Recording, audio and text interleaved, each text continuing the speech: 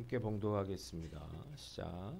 아그리빠가 바울에게 이르되 너를 위하여 말하기를 내게 허락하노라 하니 이에 바울이 손을 들어 변명하되 아그리빠 왕이여 유대인이 고발하는 모든 일을 오늘 당신 앞에서 변명하게 된 것을 다행히 여기나이다. 특히 당신이 유대인의 모든 풍속과 문제를 아심이니이다. 그러므로 내 말을 어그러이 들으시기를 바라나이다. 내가 처음부터 내 민족과 더불어 예루살렘에서 젊었을 때 생활한 상황을 유대인이 다 아는 바라.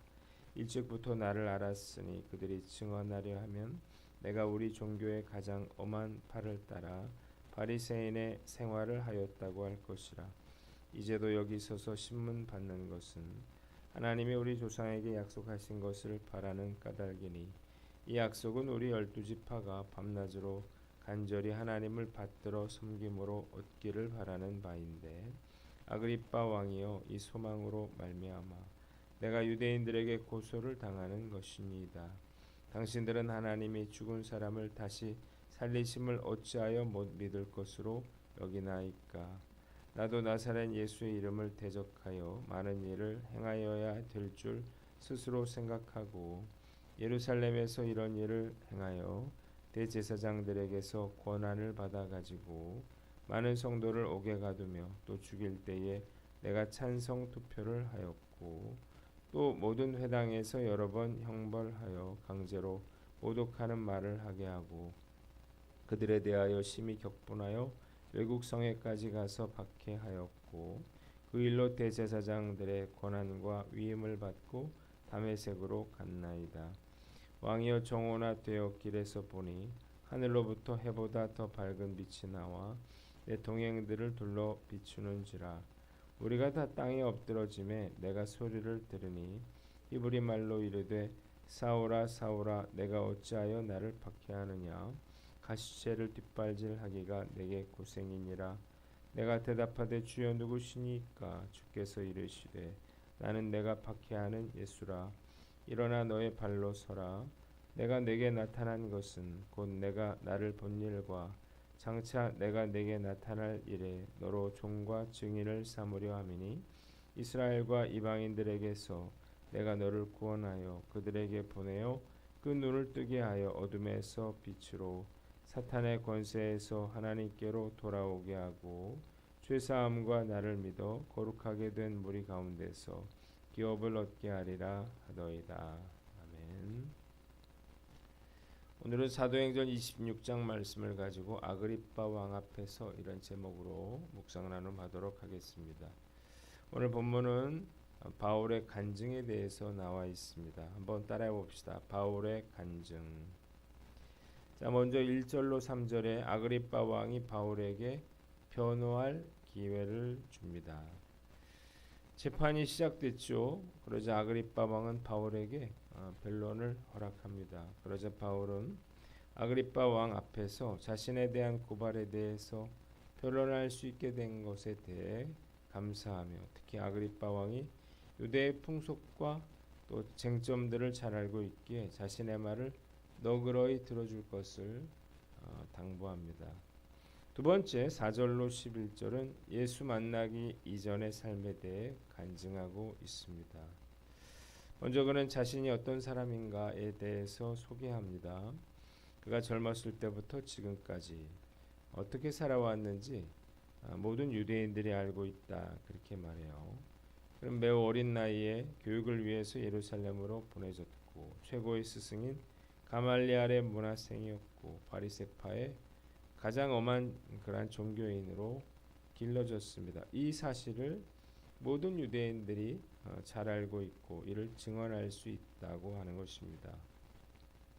6절 이스라엘의 12지파는 열심히 하나님을 섬기면서 메시아가 오실 소망의 약속이 이루어지기를 바라왔는데 자신은 바로 이 소망 때문에 이렇게 재판을 받고 있다고 하는 것입니다.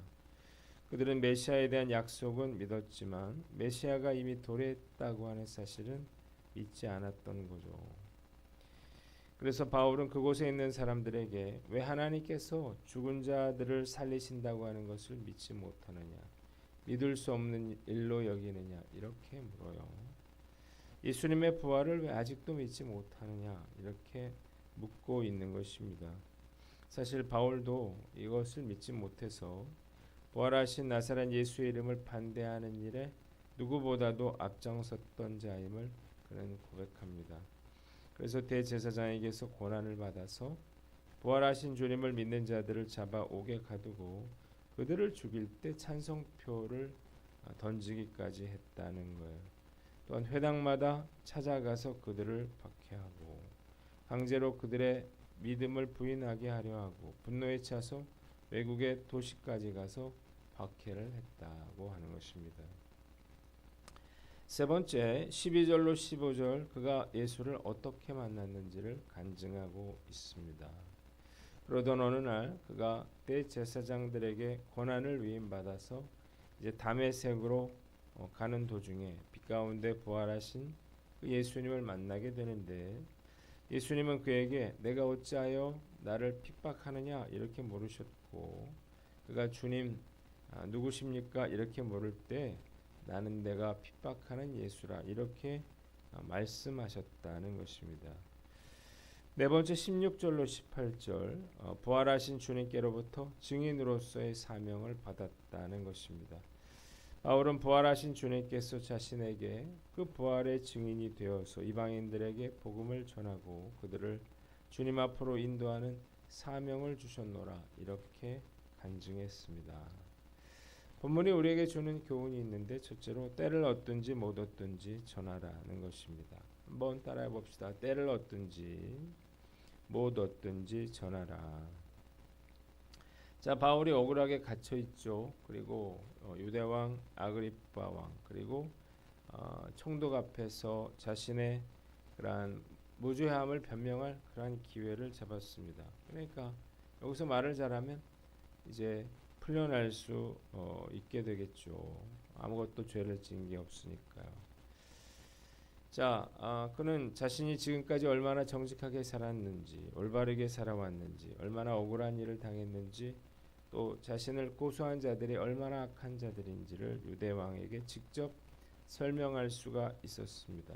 더구나 이 아그리파 왕은 유대 왕으로서 베스도 총독과는 달리 유대인들의 모든 풍속과 문제들을 쟁점들을 잘 알고 있었습니다. 그러나 바울은 그렇게 하지 않았죠. 자신의 무죄함에 대해서 변론하지 않고 오히려 그 자리를 재판하는 자리를 변호하는 자리를 전도하는 자리로 기회로 삼았다는 거예요. 변론을 포기하고 그는 간증을 하고 있는 것입니다. 누가 재판정에서 그가 전도를 하리라고 그렇게 상상할 수 있었을까요? 또 그는 죄인이고 또 상대방은 누굽니까? 총독이고 유대 왕이에요. 이런 상황에서 과연 전도가 될까 싶지만 바울은 개의치 않고 어떻게 했어요? 복음을 전하기 시작합니다. 자, 그에게는 때를 얻든지 못 얻든지 복음을 증거하고자 하는 그런 열정이 있었기 때문입니다. 자, 전도하기 좋을 때가 따로 있는 것이 아니에요. 기회가 생기면 때를 놓치지 말고 전해야 하는 것입니다. 언제 유대 왕에게, 언제 총독에게 전도를 할 수 있겠어요? 만나기조차 어려운 사람들이죠. 그래서 바울은 이 변호할 기회를 전도의 기회로 삼고 있는 것입니다. 살아있는 순교자로 불리는 리차드 범브런트 목사님은 이 공산주의 치하에서 몰래 이 비밀리에 복음을 전하다가 붙잡혀서 모진 매를 맞고 고문을 당했습니다. 그래서 수차례 이제 기절을 하게 되는데요. 이 기절을 하다 깨나서 자신을 고문하는 그 공산당에게 조금 전에 내가 어디까지 말했죠 하면서 계속해서 복음을 전했다 그러는데 정말 믿어지지 않는 그런 이야기예요. 사실 대부분의 성도들의 장례식에서 목사는 매우 중요한 존재고 또 환영받는 그러한 존재입니다. 그런데 믿지 않는 가족들이 많은 장례식에 가보면 상황이 전혀 다릅니다. 팽팽한 그러한 긴장감과 거부감이 있어 장례식 때 예배를 드리는 문제 인해서 갈등이 있는 거죠. 그래서 이제 예배를 드리게 되면 믿는 가족들의 설득에 의해서 억지로 앉아서 이렇게 예배를 드리는 경우가 많이 있습니다. 저는 이런 불신자 식구들이 훨씬 더 많은 그러한 장례 예배를 자주 인도해 왔는데, 이런 장례 예배는 마치 전도 집회와 같은 그러한 팽팽한 그러한 긴장감이 있습니다. 뭔가 어색하고 뻘쭘함이 있어요. 이런 상황에서 억지로 앉아 있는 사람에게 복음을 전하는 것 참 쉬운 게 아니에요. 설교를 하고 나면 낯이 뜨겁고 민망합니다. 대개는 반응이 없고 냉랭해요. 그러나 저는 이런 장례식이야말로 복음을 전할 가장 좋은 기회라고 생각합니다. 언제 그 사람들이 목사의 설교를 들을 수가 있겠어요.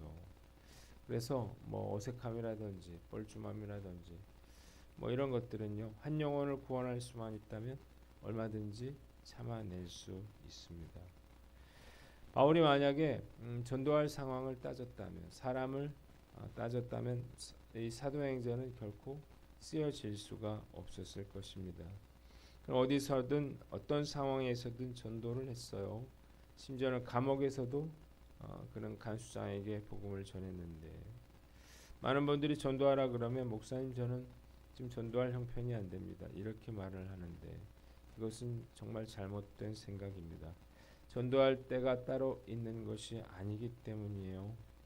기회가 있다면 상황과 상관없이 우리가 때를 얻든지 못 얻든지 최선을 다해 복음을 증거하는 저와 여러분들 되시기를 주님의 이름으로 축원합니다. 두 번째는 증인으로서의 사명을 감당하라는 것입니다. 한번 따라해 봅시다. 증인으로서의 사명을 감당하라.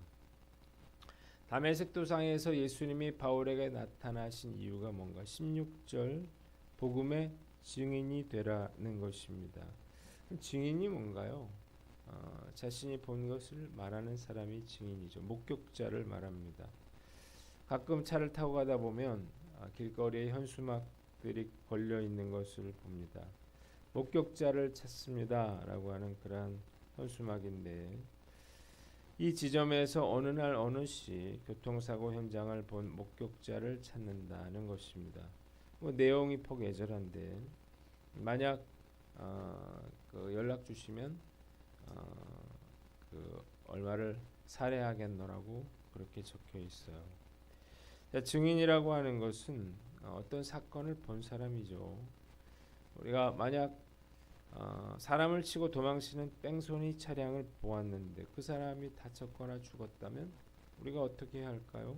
마땅히 경찰에 신고해서 그 억울한 그러한 죽음을 풀어 주어야 할 것입니다. 복음을 듣고 살아계신 예수님의 놀라운 그러한 은혜를 경험했다면 그 누구라도 우리는 복음을 다른 사람들에게 증거할 증인으로서의 책임이 있다는 사실을 믿으시기를 바랍니다. 지난 2000여 년 동안 지금 나에게까지 복음이 전해져 온 것은 바로 예수님의 죽으심과 부활하심을 직접 눈으로 본 사람들의 생생한 증언 때문이었다는 것입니다. 하나님이 저를 하나님의 종으로 택하여 주신 이유도 바로 저를 그리스도의 증인으로 삼기 위해서고요. 그리고 목사만이 아니라 우리 모든 예수 그리스도를 따르는 제자들에게 땅끝까지 이르러 증인이 되라고 하는 증인의 사명을 우리에게 맡겨주셨다는 것입니다. 저는 이 교회에서 오랜 동안 사역해 오면서 복음을 열심히 전하면 얼마든지 예수 믿고 돌아올 사람이 있다라고 저는 믿습니다. 우리가 핑계를 대고요, 변명을 하고 안 될 거라고 생각하는 거죠.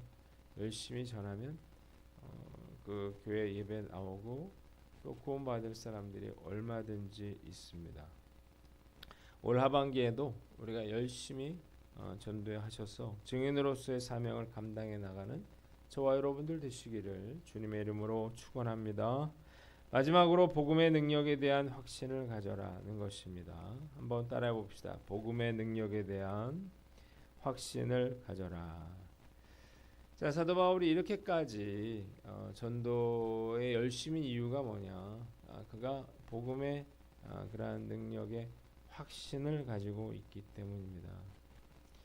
자, 복음에는 능력이 있습니다. 그래서 예수님을 만난 사람마다 어둠에서 빛으로, 사단의 권세에서 하나님께로, 죄사함을 통해 거룩하게 되며 기업을 얻게 된다고 18절에 그렇게 나와 있습니다.